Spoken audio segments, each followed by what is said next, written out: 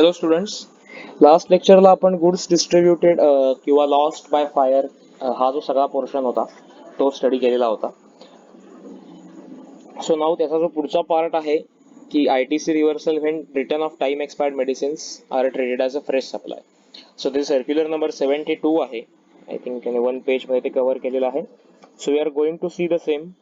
थोडं ॲडव्हान्स लेवलचं सर्क्युलर आहे किंवा थोडं आपल्याला अंडरस्टँडिंगसाठी थोडं हेवी आहे, बट डोंट वरी, आपण ते जेवढं जास्त सोपं करता येईल तेवढं जास्त सोपं करणार आहोत. हां, इन केस तुम्हाला जर हे थोडं डिफिकल्ट वाटलं तर अगेन आय विल से की एक्झाम पर्स्पेक्टिव्हने फार मोठा इम्पॉर्टन्स माझ्या मते ह्याला नाहीये. So don't focus it on. तुम्हाला जर एकदा वाटलं तर साधारणपणे 10 ते 15 मिनिटाचं आपलं डिस्कशन होईल. सो ते एकदा ऐका, हवं तर दोनदा ऐका, आणि तरीही जर का समजलं नसेल तर फार त्याच्यावरती टाइम स्पेंड करू नका. ओके, मग एक्झामला जाता जाता परत एकदा वाचायला वगैरे असं हरकत नाही. ठीक आहे, पण सिलेबसचा पार्ट आहे त्यामुळे आपण तो कव्हर करणारच आहोत. Now let's read this first para. The common thread practice in the pharmaceutical sector is that the drugs or medicines, hereinafter referred to as goods, are sold by the manufacturer to the wholesaler and by the wholesaler to the retailer on the basis of an invoice or bill of supply, as the case may be. Such goods have a defined life term which is normally referred to as the date of expiry. Such goods which have crossed their date of expiry are colloquially referred to as time expired goods and are returned back to the manufacturer on account of expiry through the supply chain. Okay.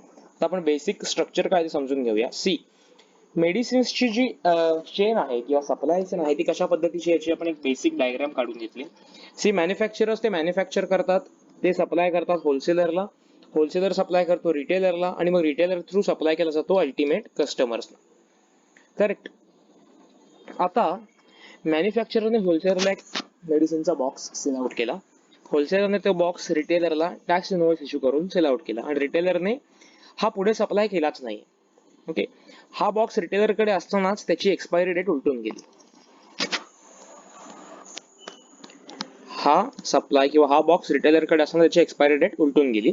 आता retailer ह्याचं काय करणार, तर retailer लोकांना किंवा medicine सप्लायर्सना तो असा directly waste किंवा असं म्हणून राईट ऑफ करता येत नाही किंवा डिस्पोज ऑफ करता येत नाही. यासाठी त्यांचे नॉर्म्स आहेत, त्याला ड्रग्ज अँड मेडिसिन्स ऍक्टच्या काही रेग्युलेशन्स आहेत, इंडस्ट्रियल नॉर्म्स आहेत.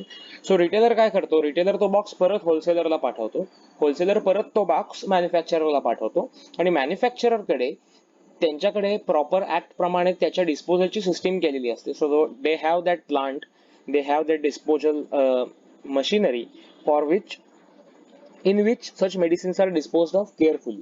सो कुठेही एन्व्हायरमेंटला कुठेही डॅमेज होणार नाही किंवा त्याचा कुठेही बाहेर पर्यावरणावर परिणाम होणार नाही, अशा पद्धतीने त्या रेग्युलेशन्सच्या अंडर मॅन्युफॅक्चरर्स ती मेडिसिन्स जी आहेत ती डिस्ट्रॉय करून टाकतात. आता ज्यावेळी मॅन्युफॅक्चररने होलसेलरला हा बॉक्स पाठवला होता तेव्हा मॅन्युफॅक्चररने काय केलं असणार, टॅक्स इनवॉइस इश्यू केलं असेल. होलसेलरने जेव्हा रिटेलरला पाठवला होता तेव्हा त्यांनी काय केलं असणार, त्याने अगेन टॅक्स इनवॉइस इश्यू केलं असेल. आता आपण होलसेलर टू रिटेलर एवढीच ट्रान्झॅक्शन लक्षात घेऊया. सी, होलसेलरने जेव्हा रिटेलरला तो बॉक्स सेल केला, जेव्हा सप्लाय केला, त्यावेळी त्याने टॅक्स इनवॉइस इश्यू केलं असेल. करेक्ट. आता जेव्हा रिटेलर हा बॉक्स रिटर्न करतो आहे तेव्हा होलसेलरच्या पॉइंट ऑफ व्ह्यूने विचार करा की त्याच्यासाठी हा सप्लाय रिटर्न आहे, सेल रिटर्न आहे. सो यासाठी होलसेलर क्रेडिट नोट इश्यू करेल. आपण बघितलंय हे डॉक्युमेंटेशन मध्ये. करेक्ट. आम्ही जो सप्लाय केला आहे तो आम्हाला रिटर्न येतो, याचा अर्थ काय होणार आहे की आम्ही त्यासाठी क्रेडिट नोट इश्यू करू. करेक्ट. आता ज्यावेळी तुम्ही क्रेडिट नोट इश्यू करणार आहात त्यावेळी सप्लायरची लायबिलिटी जी ती रिड्यूस होईल आणि रेसिपियंटचं रिटेलरचं इनपुट टॅक्स क्रेडिट कमी होईल. रिटेलरच्या दृष्टीने विचार केला तर हा त्याचा परचेस रिटर्न आहे. त्याने जो इनवर्ट सप्लाय प्रोक्युअर केला होता होलसेलरकडून तो रिटर्न करतोय. आता तुम्ही मला सांगा की रिटेलर यासाठी कुठचं डॉक्युमेंट इश्यू करेल, तर रिटेलरला फक्त डिलिव्हरी चलन इश्यू करावं लागेल, बाकी कुठचंही डॉक्युमेंट इश्यू करावं लागणार नाही. कारण क्रेडिट नोट किंवा डेबिट नोट ही जीएसटी अंडर फक्त सप्लायर, ओरिजिनल रेसिपियंटला इश्यू करू शकतो. हा, रिटेलर अकाउंटिंग पर्पजसाठी डेबिट नोट रेज करू शकेल, पण त्याचा जीएसटी मध्ये काहीही रिलेव्हन्स असणार नाही. It will be only for accounting purpose. So होलसेलरला क्रेडिट नोट इश्यू करायची आहे. सिमिलरली जेव्हा होलसेलर ते मॅन्युफॅक्चररला सेंड बॅक करेल तेव्हा मॅन्युफॅक्चररने सुद्धा होलसेलरला क्रेडिट नोट सेंड करायची आहे. म्हणजे जसा सप्लाय होताना टॅक्स इनवॉइस रेस करत करत तो शेवटी पोहोचला, तसाच तो जेव्हा सप्लाय रिटर्न होतोय तेव्हा प्रत्येक वेळेला क्रेडिट नोट रेस केली जाईल. ओके. आता इश्यू काय व्हायला लागला किंवा आता बेसिक इश्यू काय झाला, तर क्रेडिट नोट इश्यू करण्यासाठी जीएसटी ऍक्ट मध्ये टाइम लिमिट सांगितलेली आहे. काय टाइम लिमिट आहे आठवते का? सेक्शन 34 सबसेक्शन 2 मध्ये टाइम लिमिट अशी आहे की a credit note pertaining to a financial year shall be issued up to the date of filing of annual return or the return for the month of September whichever is earlier. So अगदी आपण म्हटलं की annual return आम्ही सप्टेंबरचा नाही file करत, तरी सप्टेंबरचा return जाणार October महिन्यामध्ये, हा आमच्यासाठी क्रेडिट नोट इश्यू करण्यासाठी लास्ट डेट होते. आणि साधारणपणे मेडिसिन्स जी आहेत ती 1-2 वर्ष किंवा 3 वर्षांनी एक्सपायर होतात.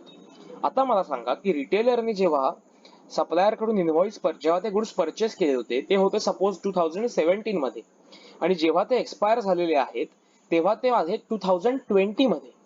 आता 2020 मध्ये जेव्हा रिटेलर होलसेलरला हे बॉक्स रिटर्न करणार आहे तेव्हा रिटेलरला माहिती आहे का हो की हे एक्सपायरी कधी होणार ते माहिती आहे, पण त्याला माहिती असणार आहे का की ओके आपल्याकडे एवढा स्टॉक शिल्लक राहणार आहे की जो एक्सपायर होईल आणि एवढा स्टॉक आपला सेल आउट होणार? सो हे माहिती नाहीये. मग अशा केसमध्ये होलसेलर क्रेडिट नोट इश्यू करू शकत नाही, कारण त्याचा टाइम तर निघून गेला. मग तो अकाउंटिंग पर्पजची क्रेडिट नोट इश्यू करेल विदाउट टॅक्स इफेक्ट. मग काय होईल की रिटेलरला त्याचं इनपुट टॅक्स क्रेडिट रिव्हर्स करता येणार नाही, कारण सप्लायर जर क्रेडिट नोट देत नसेल तर recipient input tax credit reverse का करेल? लक्षात येत आहे? सो मग ह्या प्रॉब्लेमला काय सोल्युशन काढायचं असा प्रॉब्लेम आला. त्यासाठी त्यांनी एक सर्क्युलर नंबर 72/2018 इश्यू केलं आणि त्यातून त्यांना 2 ऑप्शन्स दिले. तर ते 2 ऑप्शन्स काय ते आपण बघूया. Now I will read this entire circular आणि आपण एक्झाम्पल दिलं ते समजून घेऊ. Circular number 72/46/2018 GST dated 26th October 2018 has clarified that a retailer or wholesaler can return the time expired goods either by treating the same as fresh supply or by issuing credit notes. Okay, so 2 option काय दिले? एक त्यातला fresh supply treat करा किंवा त्याला credit नोट्सचा option त्यांनी दिलेला आहे. आता काय म्हटलंय बघूया. In case the person returning the time expired goods is a registered person other than composition tax pair. म्हणजे जो रिटेलर आहे तो जेव्हा होलसेलरला गुड्स रिटर्न करतोय तो जेव्हा रेग्युलर टॅक्स पेअर असेल, कॉम्पोजिशन टॅक्स पेअर नाहीये, he may at his option issuing return the said goods by treating it as a fresh supply and thereby issuing an invoice for the same, hereinafter referred to as return supply. The value of said goods as shown in the invoice on the basis of which goods were supplied earlier may be taken as value of such return supply. The wholesaler or manufacturer, as the case may be, who is recipient of such return supply shall be eligible to avail input tax credit of the tax levied on the said return supply subject to the fulfillment of the conditions of specified in section 16. In case the person returning the time expired goods is a composition taxpayer, he may return the said goods by issuing a bill of supply and pay the tax at the rate of applicable to a composition taxpayer. In this scenario, there will not be any availability of input tax credit to the recipient of return supply. In case the person returning the time expired goods is an unregistered person, he may return the said goods by issuing any commercial document without charging any tax on the same. Where the goods returned by the retailer or wholesaler are as a fresh supply are destroyed by the manufacturer, he or she, that is means manufacturer, is required to reverse the ITC availed on the return supply in terms of section 17(5)(h).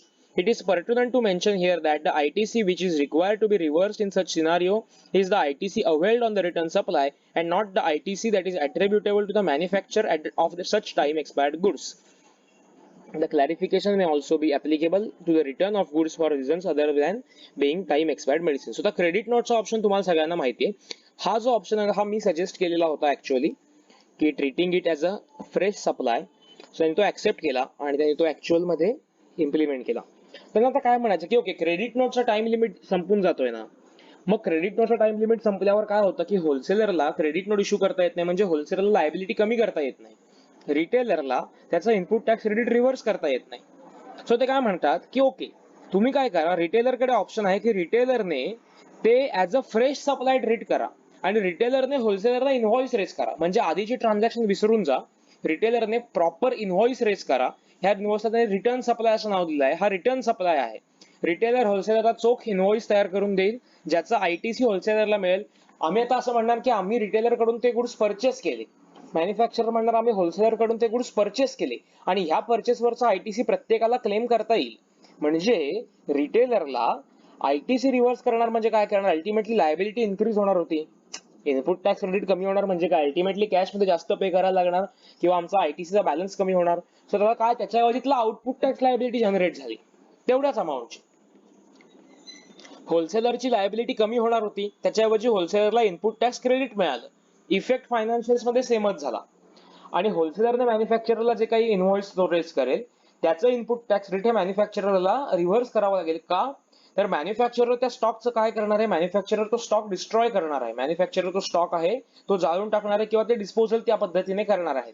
So मॅन्युफॅक्चररच्या दृष्टीने तो stock return of हा stock destroyed आहे. So section 17(5)(h) च्या अंडरला ITC reverse करावं लागेल त्या स्टॉकवरचं. आणि हे कुठचं आयटीसी असेल, तर होलसेलरने आता ते गुड्स रिटर्न करताना जे काही इनव्हॉइस दिलेलं असेल त्या इनव्हॉइसचं आयटीसी तिला रिव्हर्स करावं लागेल. सो हा त्यांनी ऑप्शन दिलेला आहे की ज्या माध्यमातून रिटेलर होलसेलरला सेल करेल, होलसेलर मॅन्युफॅक्चररला सेल करेल. सो ट्रीट इट, त्याला सप्लाय परचेस रिटर्न असं नाव देऊच नका. ते म्हणतात की इथला फ्रेश सप्लाय असं ट्रीट करा तुम्ही. ओरिजिनली जेव्हा तुम्ही गुड्स सेल केले तो एक इंडिव्हिज्युअल सप्लाय होता, हा एक इंडिव्हिज्युअल सप्लाय आहे. सो ती क्रेडिट नोट वगैरेची भानगड काही ठेवू नका, तुम्ही चोख टॅक्स इनव्हॉइस करा. सो इनव्हॉइस रेज करा, त्या इनव्हॉइसचं क्रेडिट प्रत्येकाला अवेलेबल होईल सप्लाय चेन मध्ये, जसं तुम्ही सेक्शन 16च्या कंडिशन्स फॉलो कराल तसं.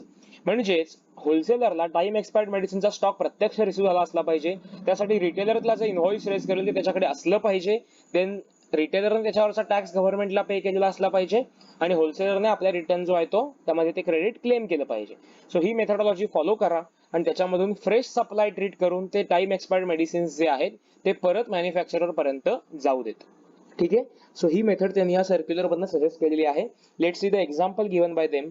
If a manufacturer has availed ITC of ₹10 at the time of manufacture of medicines valued at ₹100, at time of return of such medicine on account of expiry, the ITC available to the manufacturer on the basis of fresh invoice issued by wholesaler is ₹15. So when the time expired goods are destroyed by the manufacturer, he would be required to reverse ITC of ₹15 and not ₹10. So तो जेव्हा तो stock destroy करतो तेव्हा तो काय म्हणेल की मी हा स्टॉक परचेस कधी केला, आता एक्सपायर्ड म्हणून परचेस केलाय. सो त्यावेळी मला होलसेलरने जे काही इनव्हॉइस दिलेलं होतं त्याच्यावरचं जे काही आयटीसी असेल ते मी रिव्हर्स करेल. मी जेव्हा ओरिजिनली ते गुड्स मॅन्युफॅक्चर केलेले होते त्यावेळी मी जे काही आयटीसी अवेल केलेलं होतं ते मला रिव्हर्स करण्याची गरज नाहीये. लक्षात येतंय. So this was time expired medicine साठीचा ऑप्शन जो आहे तो त्यांनी आपल्याला इथे दिलेला आहे. क्रेडिट नोटचा ऑप्शन तुम्हाला ऑब्व्हियसली माहितीच आहे, सो तो मी आता इथे परत एकदा सांगत नाही. पण हे सर्क्युलरचं तुमच्या लक्षात आलं पटकन तर वेल अँड गुड, अदरवाईज एकदा रीड करा आणि एक्झामसाठी फार मोठं इम्पॉर्टंट आहे असं मला वाटत नाही. ओके, एखाद दुसरा एमसीक्यू आपण एक्सपेक्ट करू शकतो पण आय डोंट थिंक की ते 4 मार्काचा प्रश्न याच्यावरती पूर्णपणे फ्रेम करतील. ओके, सो आपला सेक्शन 17(5) जो आहे तो इथे कम्प्लीट झालेला आहे. Now let's go to section 18. आपण लगेचच पुढचं एक सेशन रेकॉर्ड करूया ज्याच्यामध्ये आपण सेक्शन 18 स्टार्ट करूया, read with relevant rules. Okay, bye.